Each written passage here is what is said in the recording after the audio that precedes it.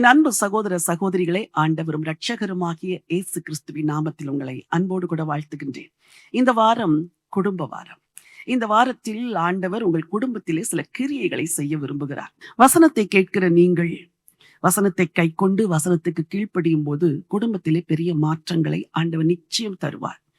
ஆறுதலை தேடுகிறோம், பதில்களை தேடுகிறோம். ஆனால் வாழ்வில் நாம் மாற வேண்டியது இருந்தால் நம்மை மாற்றினால்தான் வாழ்க்கை மாறும். இன்றைக்கும் ஒரு குடும்பத்திற்கான பாடத்தை கற்றுக்கொள்ள போகிறோம். இது 2 சகோதரர்களுக்கு இடையே இருந்த ஒரு பிரச்சனை எப்படி தீர்ந்தது, நாம் அதை எப்படி தீர்க்கலாம் என்ற ஒரு பாடம். ஆபிரகாமுக்கு அவருடைய சகோதரன் லோத்து என்ற ஒருவர் இருந்தார். இருவரும் ஒன்றாக பயணித்து வந்தார்கள். குறைவுகள் இருக்கும் பொழுது ஒன்றாயிருந்தார்கள். நிறைவுகள் வந்தவுடன் அவர்களுக்கிடையே சில சலசலப்புகள் வந்தது. பல குடும்பங்களில் அப்படித்தான். சிறு பிள்ளைகளாய் இருக்கும் பொழுது ஒரே தட்டில் 3 பிள்ளைகள் உட்கார்ந்து சாப்பிட்டதெல்லாம் நீங்கள் மறந்திருக்க மாட்டீர்கள். ஒரு பழத்தை ஒருவர் கடித்துவிட்டு அடுத்தவருக்கு கொடுத்து, அவர் கடித்துவிட்டு அடுத்தவர்களுக்கு கொடுத்து சாப்பிட்ட நாட்கள் எல்லாம் மறந்திருக்க மாட்டீர்கள். ஒரே கட்டிலில் 4 பிள்ளைகள் படுத்து தூங்கின நாட்கள் எல்லாம் உங்கள் வீடுகளிலே உண்டு. அதையெல்லாம் மறந்திருக்க மாட்டீர்கள். ஆனால் இன்றைக்கு வளர்ந்து பெரிய ஆசீர்வாதங்களை பெற்றுக்கொண்டு இன்றைக்கு நன்மைகளையும் செழிப்பையும் காணும் பொழுது சில காரியங்களில் சொத்து பிரச்சனைகள், விட்டு கொடுக்க முடியவில்லை. பணம் பல குடும்பங்களை பிரித்து விடுகிறது. இன்றைக்கு உங்கள் குடும்பம் கூட பணத்தினால் தான் பிரிந்திருக்கிறது. கணவனுடைய வருமானம் மனைவிக்கு தெரிகிறதில்லை. மனைவியின் வருமானம் தனியாக சேர்க்கப்படுகிறது.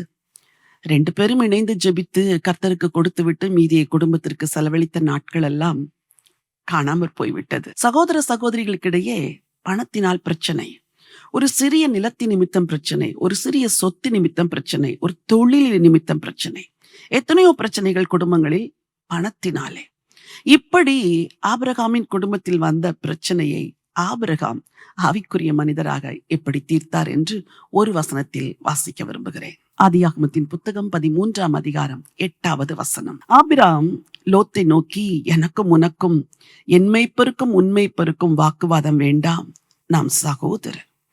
இந்த தேசமெல்லாம் உனக்கு முன் இருக்கிறதல்லவா, நீ என்னை விட்டு பிரிந்து போகலாம். நீ இடதுபுறம் போனால் நான் வலதுபுறம் போகிறேன், நீ வலதுபுறம் போனால் நான் இடதுபுறம் போகிறேன் என்றார். இந்த பதில் ஆச்சரியமா இருக்கிறது. அழைக்கப்பட்டவர் ஆபிரகாம். ஆசீர்வாதத்துக்கு உண்மையாக முழு சுதந்திரர் ஆபிரகாம். லோத்து கூட வந்தவர். ஆண்டவர் லோத்தை நீ வா என்று அழைக்கவே இல்லை. ஆபிரகாமோடு கூட பயணித்ததினால் லோத்து ஆசீர்வதிக்கப்பட்டார். ஆனால் இங்கே பிரச்சனைகள் வரும் பொழுது ஆபிரகாம் சொன்ன வார்த்தைகள், இன்றைக்கு வார்த்தைகள் தான் உறவுகளை கட்டுகிறது. அவர் சொல்லுகிறார், நான் சகோதரன், நமக்கிடையே வாக்குவாதம் வேண்டாம். நீ இடதுபுறம் போனால் நான் வலதுபுறம் போகிறேன், நீ வலதுபுறம் போனால் நான் இடதுபுறம் போகிறேன். வார்த்தைகள் உங்கள் நோக்கத்தை வெளிப்படுத்துகிறது.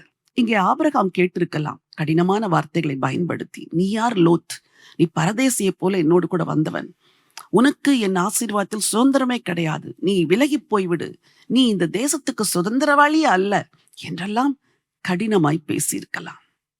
ஆனால் அவர் அப்படி பேசவில்லை, விட்டு கொடுத்தார்.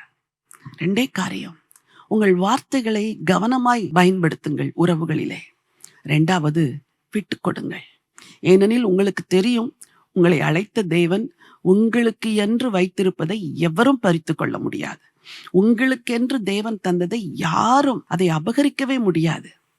லோத்து பிரிந்து போகிறார். ஆனால் லோத்தின் சரித்திரம் என்ன ஆயிற்றென்றே தெரியவில்லை. அப்படி முடிந்து விட்டது சோகமாய். ஆனால் ஆபிரகாமின் சரித்திரம் இன்றும் பேசப்படுகிறது. விசுவாசிகளுக்கு அவர் தகப்பனாய் மாறுகிறார். இந்த வாரம் எல்லாம் விட்டு கொடுக்க தீர்மானியுங்கள். உறவுகளில் வருகிற விரிசல்களில் கவனமாய் பேச தீர்மானியுங்கள். நாம் சகோதரர், நமக்கிடையே வாக்குவாதம் வேண்டாம். மனைவிகளே, புருஷனை பார்த்து சொல்லுங்கள், நீங்களும் நானும் ஒன்றாய் இணைக்கப்பட்டிருக்கிறோம், ஒரே சரீரமாய் இருக்கிறோம், நமக்கிடையே வாக்குவாதம் வேண்டாம். புருஷர்களே, உங்கள் மனைவியை பார்த்து சொல்லுங்கள், நீயும் நானும் ஒன்றாய் இணைக்கப்பட்டிருக்கிறோம், இந்த சிறு பிரச்சனை நிமித்தம் நமக்கு வாக்குவாதம் வேண்டாம், பரவாயில்லை, இதை விட்டுவிடு, நானும் விட்டு விடுகிறேன். விட்டு கொடுங்கள். குடும்பங்களில் இருக்கிற விரிசல்கள் சீராகும். மகிழ்ச்சியோடு வாழுவீர்கள். உங்களுக்காய் ஜெபிக்க விரும்புகிறேன். ஜீவனுள்ள தேவனே, நல்ல ஆண்டவரே, குடும்பங்களில் வருகிற விரிசல்கள், பிரச்சனைகள், பிளவுகள், இவைகளையெல்லாம் சீர்படுத்த எங்களோடு கூட நீர் பேசிக் கொண்டிருக்கிறீர்.